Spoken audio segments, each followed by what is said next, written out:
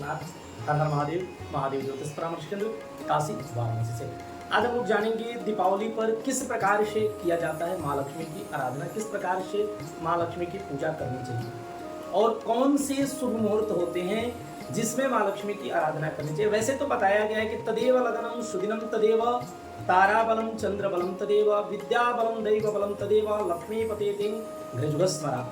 जिस समय लक्ष्मीपति भगवान नारायण का स्मरण करके और कार्य को प्रारंभ किया जाए, पूजन को प्रारंभ किया जाए, वही समय सबसे उत्तम होता है बताया गया। फिर भी लोग थोड़ा सा मुहूर्त देखते हैं, मुहूर्त देखना भी चाहिए। स्थिर और चर लक्ष्मी पूजन करने के लिए ज़्यादातर लोग अपनी राशि के अनुसार और स्थिर लग्न में ही पूजन करते हैं, जिससे माँ स्थिर होकर के हमारे घर में, हमारे व्यापार में, हमारे विपणि में विराजमान हो। इसको देखते हुए लोग पूजन करते हैं। आइए हम जानते हैं किस मुहूर्त में उस दिन पूजन करना सबसे बेहद लाभ है। 4 जो राशियां होती हैं, 4 जो लग्न होते हैं वह स्थिर होते हैं, वृष, सिंह, वृश्चिक और कुंभ। यह 4 लग्न सबसे बेहतर होता है लक्ष्मी पूजन के दिन माँ लक्ष्मी की आराधना करने के लिए। इसमें और 5वां गोधूली बेला, गोधूली बेला में कोई भी पूजा पाठ जब आराधना किया हुआ जो है बहुत ज्यादा ही फलीभूत होता है। तो उस दिन 31 अक्टूबर 2024 को पहला जो सबसे शुभ मुहूर्त है वह 3:04 से लेकर के 4:42 रहा है। इसमें आप पूजन करें, अवश्य अच्छा होगा।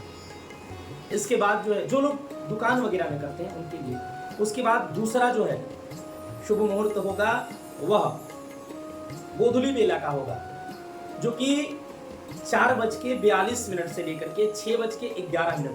ये बहुत ही सुंदर बेला होगा, गोधूली बेला का समय होगा। इसमें भी यदि आप माँ लक्ष्मी की आराधना करते हैं बहुत ही बेहतर मुहूर्त है, बहुत ही शुभ मुहूर्त है। उसके बाद तीसरा जो है वह वृष लग्न का है, जो कि 6:14 से प्रारंभ होकर के 8:08 तक, रात्रि 8:08 तक का जो समय होगा, सायंकालीन 6:14 से लेकर के रात्रि 8:08 तक का जो समय होगा, यह स्थिर वृष लग्न का, वृषभ लग्न का होगा। यह बहुत ही स्थिर लग्न है, बहुत ही अच्छा लग्न है।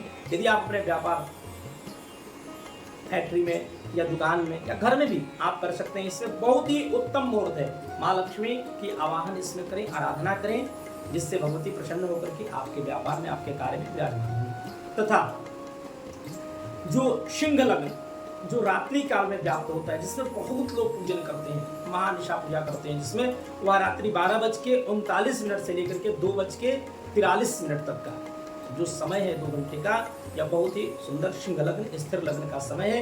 इसमें आप माँ लक्ष्मी की आराधना करें, बहुत ही बेहतर रहेगा। वैसे तो आप कभी भी कर सकते हैं, लेकिन जो लोग विशेष करके स्थिर लग्न अच्छे मुहूर्त में करना चाहते हैं उनके लिए बहुत ही अच्छा ये जो मुहूर्त बताया गया यह है।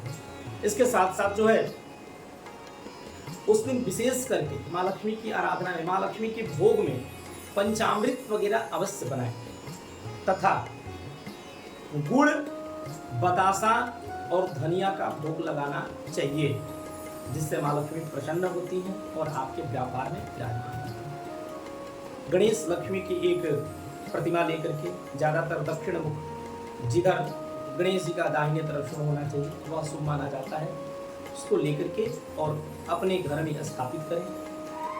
आप चांदी का भी प्रतिमा ले सकते हैं।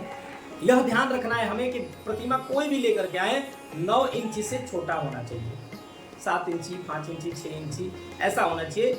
9 इंची से ऊपर की प्रतिमा घर में लेकर के नहीं आनी है, इसका ध्यान रखें। और खंडित प्रतिमा न हो, इसका पूर्ण रूप से ध्यान करके आप लोग लेकर के आए और माँ लक्ष्मी की आराधना करें। उस दिन एक अखंड दीपक अवश्य जलाएं, एक अखंड दीपक अवश्य जलाएं और दीप देवता से ऐसा प्रार्थना करें, भो दीप देव रूपस्तुम कर्म साक्षी ही अविघ्न कृत यावत कर्म समाप्ति स्यात् तावत तुम स्वस्थिरो भव। हे दीप देवता, आप हमारे इस घर में यह शुभ कर्म तक विराजमान रहें और जिस प्रकार आप प्रज्वलित होकर के इस संसार के अंधकार को आप मिटाते हैं, वैसे ही हमारे घर के अंदर अज्ञानता रूपी अंधकार हो, हमारे घर के किसी भी सदस्यों के अंदर अज्ञानता रूपी यदि अंधकार हो उसको मिटाइए, दरिद्रता रूपी अंधकार को मिटाइए और ज्ञान रूपी, लक्ष्मी रूपी प्रकाश को समाहित करिए हमारे व्यापार में, हमारे घर में, हमारे घर के सही सदस्यों के बुद्धि में।